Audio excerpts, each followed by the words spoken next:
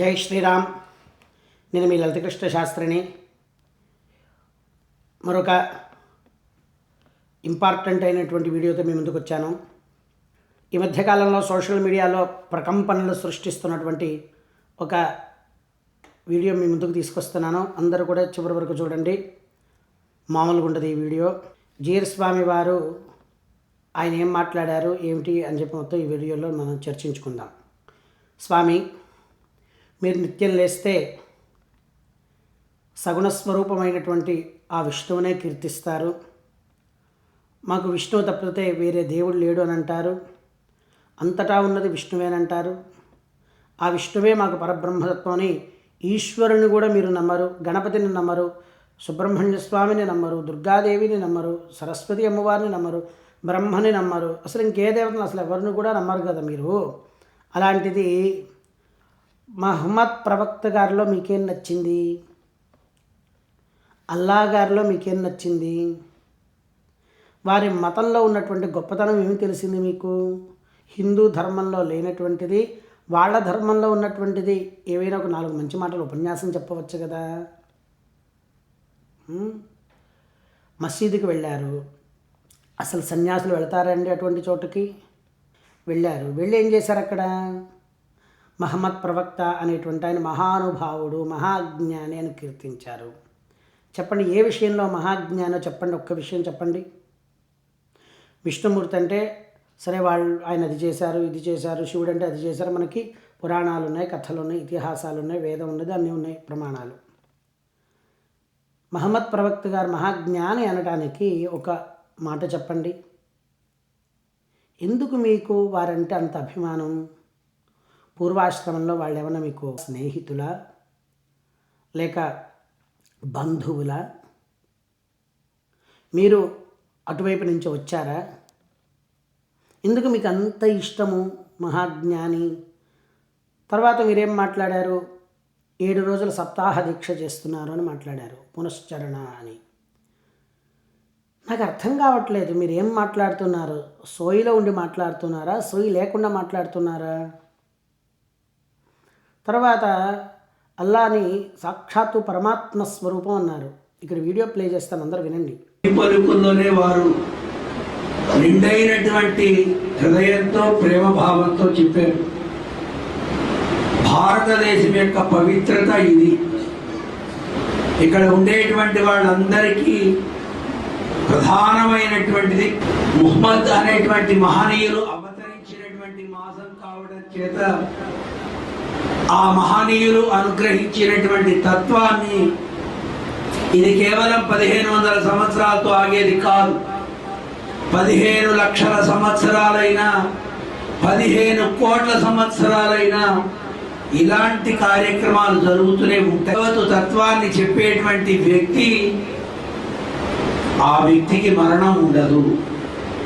భౌతికంగా ఈ లోకంలో మన మధ్య ముహమ్మద్ అనేటువంటి మహానుభావుడు లేకపోయినా వారిచ్చినటువంటి సందేశం ఈ జగత్తులో ఎప్పుడు ఉంటుంది. అదో ఆ పరమాత్మకే అల్లా అని మన వాడు పేరు పెట్టారు. అసలు మీకు ఏమైందండి? మనం భారతదేశం యొక్క చరిత్ర చూస్తే ముఖ్యంగా బ్రిటిష్ వాళ్ళ నుంచి, తర్వాత ముస్లిం రాజుల దగ్గర నుంచి అనేక సంప్రదాయాలు కావచ్చు, దేవాలయాలు కావచ్చు, సంపదలు కావచ్చు, అన్నీ పోగొట్టుకున్నాం. అటువంటి వారు మన మీద దండయాత్ర చేసి మనదంతా కొల్లగొట్టిన వాళ్ళు మీకు పరమ పూజ్యులయ్యారు. మహాజ్ఞాని మహాజ్ఞాని అన్నారు కదా, ఏదైనా ఒక మాట చెప్పండి. వారి దగ్గర నుంచి మీరు తెలుసుకున్నటువంటిది, లోకం తెలుసుకోదగినటువంటిది ఏదైనా ఒక మాట చెప్పండి. మహాజ్ఞాని అన్నారు కదా, వారి గురించి ఏమన్నా వేదంలో ఉన్నదా? అంటే మాకు 4 వేదాలు, మీకు ఏం వేదం ఉందో మాకు తెలియదులేండి. తర్వాత అల్లా పరమాత్మ స్వరూపం అన్నారు. ఏ రూపంలో మీకు పరమాత్మ స్వరూపంగా కనిపించారు? అసలు మీకు చరిత్ర తెలుసా? మా గురుగారు నాకు చెప్పినటువంటి ఒక కథ చెప్తాను, వినండి. ఒక రోజున మా గురుగారు చెప్తూ, మన ధర్మం ఇంకా ఇలా నిలబడి ఉన్నదంటానికి కారణం దాంట్లో ఒక చిన్న ఉదాహరణ ఉన్నది అని మొదలుపెట్టారు. తెలంగాణ ప్రాంతంలో ఈ రజాకర్ల మూమెంట్ బాగా ఉన్నటువంటి సమయంలో హిందూ అనే పదం ఉచ్చరించడానికి, శివ అనే పదం ఉచ్చరించడానికి నారాయణ అనే పదం ఉచ్చరించడానికి భయపడుతున్నటువంటి రోజులు అవన్నీ కూడా. తెలంగాణ ప్రాంతానికి ఏ మూలకు వెళ్ళినా కూడా చెప్తారు. అటువంటి సమయంలో కొంతమంది భుజము పైన అలా చేయి వేసేవాళ్ళు, మన పిల్లల మీద వేసి ఊరికనే వీపు భాగం మీద ఇలా ఇలా అనేవాళ్ళు. పొరపాటున యజ్ఞోపేతం కనుక కనిపిస్తే శిరశ్ఛేదన. మన ఆడపిల్లలు ఎవరైనా కనిపించారనుకోండి, తీసుకెళ్ళి అఘాయిత్యం చేసేవాళ్ళు. తెలుసు కదా మీకు, చరిత్ర తెలుసుకునే ఉంటారు. మీకు చరిత్ర అంటే బాగా ఇష్టం కదా. చరిత్ర గురించి లేనిపోయిన వక్ర భాషను చెప్పడానికి సిద్ధంగా ఉంటారు. తర్వాత మన పిల్లలకి టోపీలు పెట్టి కూడా స్కూళ్ళకు పంపించిన దాఖలాలు ఉన్నాయి. మా గురుగారు చెప్పిన మాట ఏమిటంటే, అర్ధరాత్రి పూట సుమారుగా 11-12 సమయంలో చంటి పిల్లల్ని భుజం పైన వేసుకుని లాంతర పట్టుకుని అడవుల లోపలికి వెళ్ళి కలుగులు తవ్వుకొని లోపల కూర్చొని పైన చెత్తంతా కప్పి చిన్నటి వెలుగులో, మన పెద్దగా వెలుగు పెట్టుకుంటే ఎవరైనా చూస్తారేమోనని భయం చేత ఆ పిల్లవాడిని లేనన్న లే అని చెప్పి పిల్లవాడిని లేపి కూర్చోబెట్టి పాజవస్థ అని వేదం చెప్పి పిల్లవాడిని నిద్రపోతున్న లేనన్న, అలా కాదు నాన్న, మనం వేదం చదువుకోవాలి నాన్న, మన ధర్మం ముందుకు తీసుకుని వెళ్ళాలి నాన్న అని పిల్లవాడు పొరపాటున అన్నాడు. నాన్న గట్టిగా చెప్పవాక నాన్న, దయచేసి చిన్నగా చెప్పి ఎవరు వినకూడదు నాన్న, వింటే ప్రమాదము అని ఆ పిల్లవాడి చేత వేదాధ్యయనం చేయించి మళ్ళీ తెల్లవారుజామున 3-3:30 ప్రాంతానికి వెనక్కి వచ్చేసేవాళ్ళు. ఎందుకంటే చాలామంది అప్పట్లో నమాజులు వీటికి వెళ్తూ ఉండేవాళ్ళు, ఎవరైనా చూస్తే మళ్ళీ ప్రమాదం అని.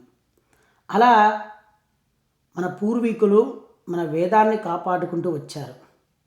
చరిత్ర మర్చిపోయారా మీరు? ఎవరి వలన ఇదంతా? ఎవరి వల్ల అండి? నేను ఒకళ్ళని కించపరచట్లా, మిమ్మల్ని ప్రశ్నిస్తున్నా నేను. అటువంటి వాళ్ళకి పరమ ఆరాధ్య దైవమైనటువంటి మహమ్మద్ ప్రవక్త గారిని మీరు పొగుడుతారా? మహమ్మద్ ప్రవక్త గారిని మీరు అల్లా అంటారా? మేమేదో చిదురామ్నాయ పీఠాల గురించి మీ గురువుగారు తప్పుడుగా వక్రభాష్యం చెప్తే దానికి మేము మాట్లాడినందుకు సోషల్ మీడియాలో రకరకాలుగా కామెంట్స్ రాస్తున్నారు, రకరకాల పోస్టులు పెడుతున్నారు. దీన్ని ఏమంటారండి? ఇది మీరు హిందూ ధర్మంలో ఉంటూ వెన్నుపోటు పొడవడం అన్నదా దీనిని? అసలు ఇది జీర వ్యవస్థ అంటేనే ఇదేనా? జియర్ అనే పదం నాకు ఇప్పుడు మిమ్మల్ని అడగాలనిపిస్తుంది. అది తమిళ్లో ఉందంటున్నారు. తమిళ్లో ఉందా, ఉర్దూలో ఉందా? అసలు మీరు హిందువా, ముస్లిమా? మీరు జియరా, జియర్ ఖానా? మీరు జియరా, జియర్ మహమ్మదా? నేను అడగాలనుకుంటున్నాను మిమ్మల్ని. చాలా బాధగా ఉంది లోపల.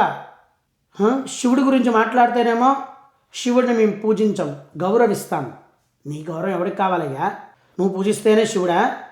ఎవడో నీలాంటి వాళ్ళు ఆకాశం చూసి ఉమ్మేసేట. మిమ్మల్ని చూస్తుంటే నాకు ఒక సామెత గుర్తొస్తుంది, చెప్పనా? తిరుమలలో ఉన్నటువంటి దున్నపోతు గోవింద అన్నది కదా, అదేవిధంగా మీరు హిందువుల్లో ఉన్నా మీ వెనకటి బుద్ధి పోనిచ్చుకోవట్లేదు మీరు. అల్లా పరమాత్మ స్వరూపమా? ఎలా ఒకసారి చెప్పయ్యా, ఒకసారి చెప్పు. అల్లా పరమాత్మ స్వరూపం అంటున్నారు కదా, దానికి ఒక కారణం కానీ దానికి ఒక రీజన్ చెప్పు. హిందూ బంధువులారా వినండి, చూడండి. వీళ్ళు నేను మొదటి నుంచి చెప్తూనే ఉన్నా, వీళ్ళు సన్యాసులు కారు, వీళ్ళది నిజమైనటువంటి పీఠాలు కాదు, వీళ్ళని ఎవ్వరు యాక్సెప్ట్ చేయలేదు, వీళ్ళకి ధర్మం తెలియదు, వేదం రాదు. ఆ తమిళ్లో ఉన్నటువంటి 4 పాసురాలు ఏవో తెలుసుకొని అర్థం కానీ ఆ తమిళ్లు తీసుకొచ్చి ఇక్కడ మన మీద రుద్ది వీళ్ళు స్వయం ప్రకటిత గురువులుగా ప్రకాశిస్తున్నారు. వీళ్ళు హిందువులను వెన్నుపోటు పొడవటానికి వచ్చినటువంటి వాళ్ళు. చూడండి, ఐక్యమత్యంగా ఉన్నటువంటి మన మధ్యలో వచ్చి వీళ్ళు ఎంత చిచ్చు పెట్టి డివైడర్గా చేస్తున్నారో. దుర్గాదేవి లేదన్నాడు, గణపతి మీద బుద్ధింగా బాగుతుందన్నాడు, శంకరాచార్య స్వామి వారు చతురామ్నాయ పీఠాల స్థాపన చేయలేదన్నాడు, లేకిగా శివుడు 4 చుక్కలు నాకాడన్నాడు. ఇవన్నీ కూడా మన దేవతల మీద తూలనాడటమే కదా. ఎప్పటికైనా గుర్తించండి, వీళ్ళు నిజమైనటువంటి గురువులు గారు. వీళ్ళదేదో ప్రత్యేకమైనటువంటి ఎజెండా ఉంది.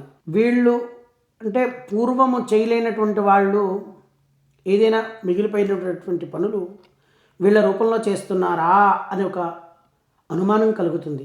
వీళ్ళు ఏమైనా హిందూ రూపంలో ఉన్నటువంటి హిందూ ముసుగు వేసుకున్నటువంటి ముస్లింలా, వీళ్ళు హిందూ మాస్క్ వేసుకున్నటువంటి క్రిస్టియన్సా? నాకు అర్థం కావట్లేదు. ఈయన ఏ రోజునైనా సరే ఈ నోటి నుంచి శివరాత్రి శుభాకాంక్షలు చెప్పాడండి, అక్కడికి వెళ్ళి మహమ్మద్ ప్రవక్త చాలా గొప్పవాళ్ళు అంటారు, వీళ్ళు శిష్యులందరూ కూడా కలిసి మన తీర్థ ప్రసాదాలు తీసుకోవడానికి రామోషి ఇటువంటి ప్రబుద్ధుడు అక్కడికి పోయి ఎక్కడికి పోతున్నామండి మనం?